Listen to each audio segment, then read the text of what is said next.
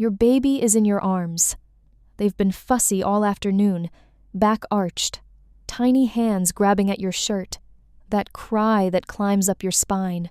And then, somewhere between the third lullaby and the fourth pace across the living room, something shifts. Their breathing slows. Their head sinks heavier into the crook of your elbow. They make a sound you don't have a word for, somewhere between a sigh and a hum, and their whole body softens against yours. You almost miss it. Most parents do. That tiny moment is one of the most important things your baby will ever say to you. Not in words. They don't have words yet. They're saying it in their nervous system. They're saying, "I'm safe. With you, I'm safe." And there are 8 of these signs. 8 quiet, almost invisible things your baby does only when they feel completely secure with you. Once you know what to look for, you'll start seeing them everywhere. Here's what most parenting content doesn't tell you. Your baby cannot say, "I love you." They cannot tell you they trust you. They cannot reassure you that all the night feeds, the second guessing, the "am I doing this right?" spiral at 3 a.m., that any of it is working. So you're left guessing, and in the absence of feedback, your brain fills the silence with worry. Are they bonding with me? Do they prefer their other parent? Why do they cry the second I put them down? You're not imagining the worry. Research in attachment theory, the work that started with John Bowlby and Mary Ainsworth and continues in infant neuroscience today, tells us something important. Babies don't communicate safety in big, obvious ways. They communicate it in microsignals, tiny shifts in muscle tone, breathing, gaze, and body orientation. Their nervous system is constantly broadcasting how it feels around you. Most parents are tuned to the wrong frequency. Once you tune in, the picture becomes startlingly clear. In this video, I'm going to show you the 8 hidden signs that your baby feels completely safe with you, the small, science-backed signals that mean their nervous system trusts yours. By the end, you'll have a completely different way of watching your baby and a much quieter set of doubts in your own head. Sign 1, the full body sigh. You'll know it when you feel it. Your baby is on your chest or in your arms, and out of nowhere their whole body lets go. A long exhale, shoulders drop, legs uncurl. The tension that lives in a baby's tiny frame, and there's more of it than people realize, just leaves. In neuroscience, this is the parasympathetic nervous system switching on. The body's rest and recover mode. Babies don't have the cognitive ability to talk themselves into calm. Their nervous system can only do this when an adult nervous system around them is safe and regulated. It's called co-regulation. Your calm becomes their calm. So when your baby gives you that big sigh, that's not just sleepiness. That's their body confirming that you are the place where they get to stop bracing. What to do with this? Notice it. Don't rush past it. Slow your own breathing for a few seconds when it happens. You're literally training their nervous system to recognize peace. Sign 2, the eye lock, then the look away. Around 6 to 8 weeks, your baby will start holding eye contact with you for longer stretches, sometimes uncomfortably long. You might feel that strange, full-body pull when their eyes lock onto yours. But here's what people miss. A securely attached baby looks away too.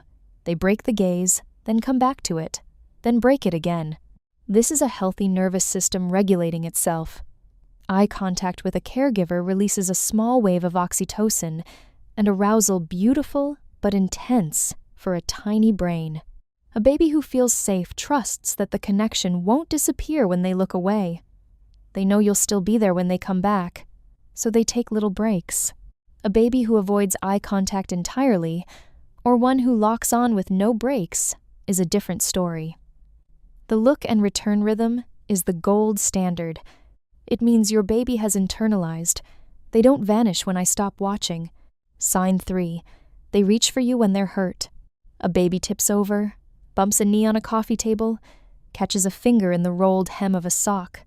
Watch what happens in the next 2 seconds. A baby who feels safe with you turns toward you. They lift their arms. They cry in your direction. They want the person whose presence has, again and again, made the bad feelings stop. This is a behavior researchers call proximity seeking. It's the absolute foundation of secure attachment. Babies who don't feel safe, who have learned, even unconsciously, that the adults around them aren't reliably comforting, will sometimes freeze instead, or look around, or cry without orienting toward anyone. If your baby's first instinct in distress is to find you, you've already done one of the hardest things in parenting. They have built a map of the world, and on that map, you are home. Sign 4. They settle faster with you than with anyone else. This one stings sometimes, especially for the parent who isn't the preferred one. But here's the truth. Every securely attached baby has a person, sometimes more than one, whose touch, smell, and voice calm them faster than any other. If grandparents have been visiting all afternoon, and the baby is overstimulated, and you walk in the room and within a minute they're heavier in their carrier, and their cry has dropped from a 9 to a 4, that's not a coincidence. That's their body recognizing safety on a chemical level. Your scent, your heartbeat, your specific way of holding them, these are stored in your baby's body before they have language. When the world gets too loud, you are the off switch. Sign 5. They watch your face before reacting. Around 8 to 10 months, something remarkable happens. Your baby drops a toy, the dog barks too loud, a stranger leans in to coo at them, and before they decide whether to laugh or cry, they look at you. Developmental psychologists call this social referencing. Your baby is checking your face for instructions about how to feel. They've learned, in their pre-verbal way, that you are the most reliable source of information about whether the world is safe right now. This is not clinginess. This is intelligence. A baby who references you before reacting has built a working theory of the world that goes, my person knows what's going on. I can borrow her calm. The smallest reassurance, a soft smile, a steady, you're okay, that was just the dog, is enough. They take that signal and metabolize it. Sign 6. They fall asleep mid-feed or mid-cuddle. A baby who falls asleep on you isn't just tired. Tired babies in unsafe contexts don't sleep. They fight it. They stay vigilant. Sleep is, biologically, the most vulnerable state a body can be in. The fact that your baby's body says, I'll close my eyes here, I'll let go here, is one of the most profound statements of trust an organism can make. This is hardwired. Even adult bodies refuse sleep around someone our nervous system reads as unsafe. Babies have no filter for politeness. They sleep when they trust. They don't sleep when they don't.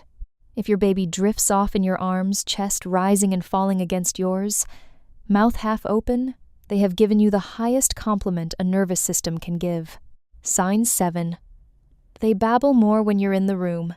Pre-verbal babbling, the ba-ba-ba and da-da-da, that emerges around 6 to 9 months is not random noise. It's connection-seeking communication. Watch your baby in different settings. Notice when the babbling ramps up. For most securely attached babies, it spikes when their primary caregiver is nearby and attentive, especially if you respond. If you ba-ba-ba, back. If you turn your head when they vocalize. If you act like what they're saying matters. Babies babble more when they expect to be answered. Silence around them shrinks them. Responsiveness expands them. So when your baby is loudest with you, not crying, but talking, they're telling you, I trust that you're listening. I have something to say, and you're the one I want to say it to. Sign 8. They come back after exploring.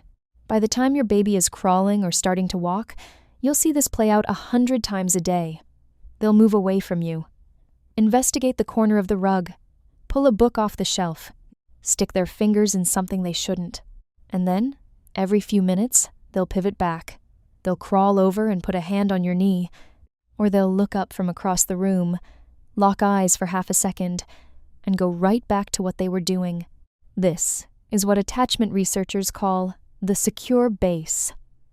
A child who has a secure base feels safe enough to leave it and consistently returns to it for emotional refueling. The exploration itself is the evidence of trust, They wouldn't venture out if they weren't sure you'd still be there to come back to. A baby who never wants to leave your lap, or one who wanders without ever checking back, is communicating something different. The healthy pattern is rhythmic. Out, back, out, back. They're not clingy. They're using you exactly the way evolution designed them to. Look at what you're doing. Quietly, while you're tired and unsure and convinced you're falling short, your baby's nervous system is writing a story about you, not about whether you got the schedule perfect or read the right book, about whether you're safe, whether you come back, whether their distress moves you. And in 8 different ways, in sighs and side glances and reaching arms and falling asleep weight against your collarbone, they are telling you the answer. You are safe. You are theirs. They feel it in their bones. Your baby is not waiting for you to be a better version of yourself. They are not measuring you against the parents on the internet. They are reading you with an instrument far more honest than any of that a tiny, brand new nervous system that already knows the difference between an adult who is trying and an adult who is not. You are trying, they know. If this changed how you see what your baby is telling you, subscribe every week. I unpack the psychology behind the smallest, most overlooked moments of parenting. And in the comments, tell me, which of these 8 signs did you notice in your baby this week? I read every single one.